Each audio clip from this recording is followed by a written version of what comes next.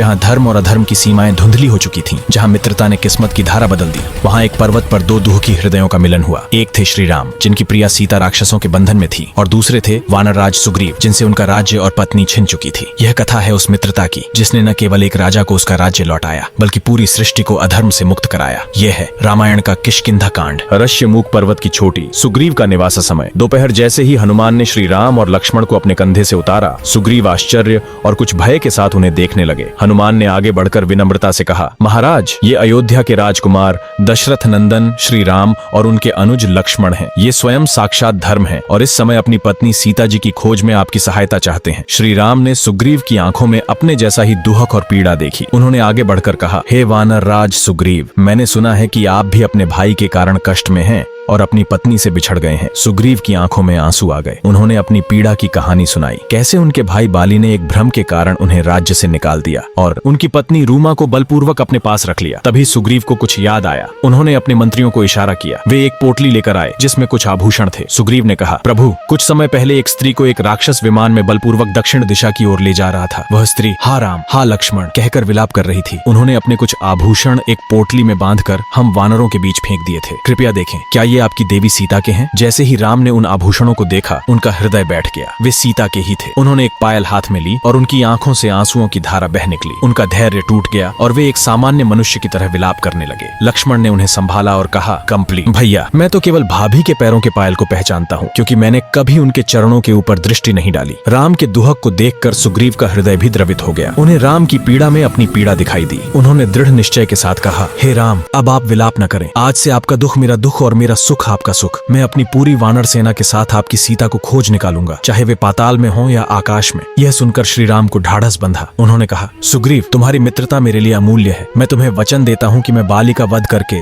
तुम्हें तुम्हारा राज्य, सम्मान और तुम्हारी पत्नी वापस दिलाऊंगा। उसी क्षण हनुमान ने एक छोटी सी अग्नि प्रज्वलित की। अग्नि को साक्षी मानकर राम और सुग्रीव ने एक दूसरे का हाथ थामकर मित्रता की शपथ ली। यह दो दुखी हृदयों का, दो राजाओं का और दो योद्धाओं का मिलन था, जिसने इतिहास की धारा को बदलने वाली घटनाओं की नींव रखी। रश्यमुख पर्वत के निकट का जंगल समय। शपथ के तुरंत बाद, मित्रता की शपथ के बाद, सुग्रीव ने राम के समक्ष अपनी एक चिंता व्यक्त की। प्रभु, आप बाली के बल को नहीं जानते। वह महापराक्रमी है। उसने दुंदुभि नामक असुर को मारकर उसके विशाल शव को एक ही झटके में 1 योजन दूर फेंक दिया था। वह इन 7 विशाल ताड़ के पेड़ों को एक साथ हिला सकता है। सुग्रीव ने पास पड़े दुंदुभि के विशाल कंकाल की ओर इशारा किया। श्री राम सुग्रीव के मन का संशय समझ गए। वे मुस्कुराए और अपने पैर के अंगूठे से उस भारी भरकम कंकाल को एक ठोकर मारी। वह कंकाल हवा में उड़ता हुआ 10 योजन दूर जाकर गिरा। यह देखकर सभी वानर आश्चर्यचकित रह गए, पर सुग्रीव के मन में अभी भी थोड़ा संदेह था। उन्होंने उन 7 विशाल ताड़ के पेड़ों की ओर इशारा किया। श्री राम ने अपने धनुष पर एक बाण चढ़ाया और मंत्रोच्चार के साथ उसे छोड़ दिया। वह दिव्य बाण एक अकल्पनीय वेग से निकला, 7 पेड़ों को एक सीध में बेधता हुआ चला गया और फिर वापस आकर राम के तरकश में समा गया। यह अद्भुत दृश्य देखकर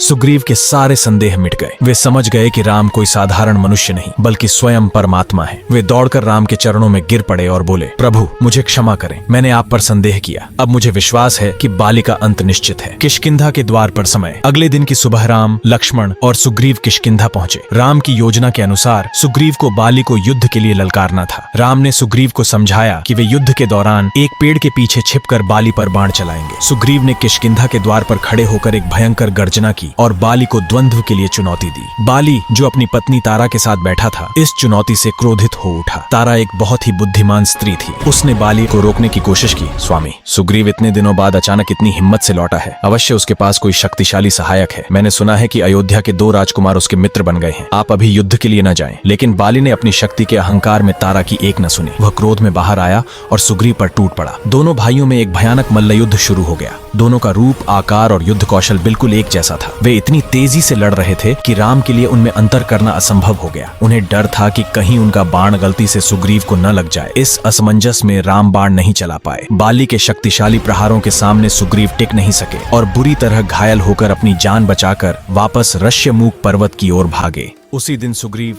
लहूलुहान और निराश होकर राम के पास पहुंचे। उन्होंने कहा, प्रभु, आपने मुझे धोखा दिया। अगर आपको मेरी सहायता नहीं करनी थी तो वचन ही क्यों दिया था? श्री राम ने शांत भाव से उन्हें उठाया और कहा, मित्र, क्रोध मत करो। तुम दोनों भाई दिखने में इतने समान हो कि मैं भेद ही नहीं कर पाया। यदि मेरा बाण तुम्हें लग जाता तो मैं स्वयं को कभी क्षमा नहीं कर पाता।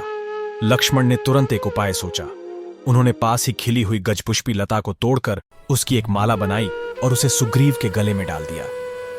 अब यह माला आपकी पहचान होगी मित्र, राम ने कहा। एक नई आशा और दोगुने आत्मविश्वास के साथ वे सब किष्किंधा के द्वार पर समय। कुछ दिनों बाद गले में फूलों की माला पहने सुग्रीव ने एक बार फिर बाली को चुनौती दी। इस बार उसकी गर्जना में आत्मविश्वास था। तारा ने फिर बाली को रोकने की बहुत कोशिश की, लेकिन बाली ने उसे झिड़क दिया और युद्ध के लिए बाहर आ गया। दोनों भाइयों में फिर से भीषण युद्ध शुरू हुआ। इस बार राम पूरी तरह से तैयार थे। जैसे ही उन्हें सुग्रीव के गले में पड़ी माला दिखी, उन्होंने अपने धनुष पर अचूक बाण चढ़ाया और उसे छोड़ दिया। बाण सीधे जाकर बाली की छाती में लगा। महापराक्रमी बाले, जिसने कभी हार का मुंह नहीं देखा था, एक जोरदार चीख के साथ जमीन पर गिर पड़ा। दृश्य दो स्थान। युद्ध भूमि में बाली के गिरने के तुरंत बाद जब बाली अपनी अंतिम सांसें गिन रहा था, उसने श्री राम को अपने सामने आते देखा। उसकी आंखों में क्रोध नहीं बल्कि एक गहरा प्रश्न था। उसने कांपते हुए स्वर में पूछा, हे राम, आप तो धर्म के रक्षक कहलाते हैं, फिर आपने मुझ पर एक शिकारी की तरह छिपकर वार क्यों किया? मैं किसी और के साथ युद्ध में व्यस्त था। मैंने आपका क्या बिगाड़ा था? यह कौन सा धर्म है? ये एक ऐसा प्रश्न था जिसने स्वयं धर्म को कटघरे में खड़ा कर दिया। श्री राम शांत और गंभीर स्वर में बोले, हे बाली, तुमने धर्म का उल्लंघन किया है। अपने छोटे भाई की पत्नी, जो तुम्हारी पुत्री के समान है, पर तुमने बुरी दृष्टि डाली और उसे बलपूर्वक अपना बना लिया। यह महापाप है। राजा भरत के प्रतिनिधि के रूप में इस पूरी धरती पर किसी भी पापी को दंड देना मेरा कर्तव्य है। और अंत में तुम एक वानर हो और एक शिकारी छिपकर भी पशु का शिकार कर सकता है। मैंने तुम्हें मारकर कोई अधर्म नहीं किया, बल्कि धर्म की स्थापना की है। राम के तर्क और धर्म की व्याख्या सुनकर बाली का भ्रम दूर हो गया। उसे अपने पाप का बोध हुआ। उसने राम से क्षमा मांगी और अपने पुत्र अंगद को राम और सुग्रीव की शरण में सौंप दिया। उसने अपने गले से इंद्र द्वारा दिया गया दिव्य स्वर्ण हार निकालकर सुग्रीव को पहनाया और अपने प्राण त्याग दिए। तारा का विलाप सुनकर पत्थर भी पिघल गए। किष्किंधा का महान राजा अस्त हो चुका था। किष्किंधा का राज दरबार और प्रवर्षण पर्वत की एक गुफा समय। वर्षा ऋतु के 4 महीने बाली के अंतिम संस्कार के बाद श्री राम के आदेश पर लक्ष्मण ने सुग्रीव का राज्याभिषेक किया और अंगद को युवराज बनाया। अपने वचन के कारण राम ने नगर में प्रवेश नहीं किया और वर्षा ऋतु के 4 महीने पास के प्रवर्षण पर्वत की एक गुफा में बिताने का निर्णय लिया। सुग्रीव वर्षों बाद अपना राज्य और पत्नी पाकर भोग विलास में डूब गया। वह राम को दिया हुआ अपना वचन भूल गया। वर्षा ऋतु बीत गई, शरद ऋतु आ गई, पर सुग्रीव ने सीता की खोज के लिए कोई प्रयास नहीं किया। गुफा में बैठे राम सीता के विरह में व्याकुल थे। उनका धैर्य जवाब देने लगा। उन्होंने क्रोधित होकर लक्ष्मण को किष्किंधा भेजा ताकि वे सुग्रीव को उसका वचन याद दिला सके। लक्ष्मण अपने भाई की पीड़ा से इतने क्रोधित थे कि जब वे किष्किंधा की ओर चले तो धरती कांपने लगी। वे सीधे राजदरबार में पहुंचे, जहां सुग्रीव संगीत और मदिरा में डूबा हुआ था। लक्ष्मण ने धनुष की टंकार करते हुए कहा, कृतघ्न वानर, क्या तुम अपने आराध्य को दिया हुआ वचन भूल गए? जिस मार्ग से बाली गया है वह अब भी बंद नहीं हुआ है। मेरे भैया के क्रोध से पहले संभल जाओ। लक्ष्मण का रौद्र रूप देखकर सुग्रीव का सारा नशा उतर गया। वह भय से कांपने लगा। तभी रानी तारा ने आगे आकर अपनी बुद्धिमानी और विनम्रता से लक्ष्मण का क्रोध शांत किया और उन्हें विश्वास दिलाया कि वानर सेनाएं चारों दिशाओं से बुलाई जा चुकी हैं। दृश्य 4 स्थान। प्रवर्षण पर्वत की गुफा समय। अगले दिन सुग्रीव तुरंत राम के पास पहुंचा और उनके चरणों में गिरकर क्षमा मांगी। उसने राम को दिखाया कि कैसे लाखों करोड़ों की संख्या में वानर और भालू सेनाएं किष्किंधा में एकत्र हो चुकी हैं। सुग्रीव ने सेना को 4 भागों में बांटा और उन्हें पूर्व, पश्चिम, उत्तर और दक्षिण दिशा में सीता की खोज के लिए भेजा। हर दल को 1 महीने का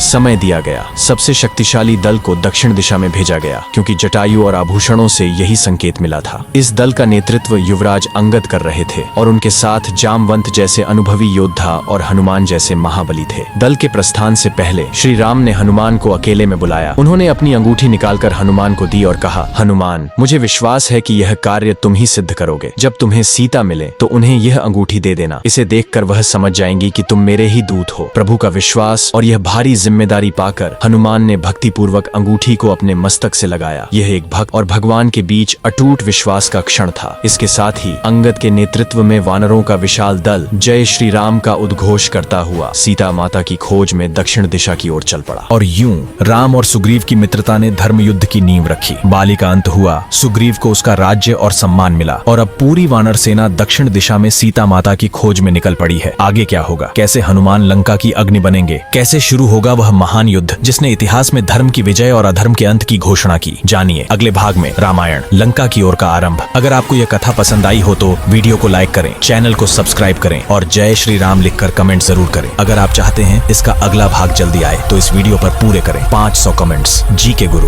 गुरु 786।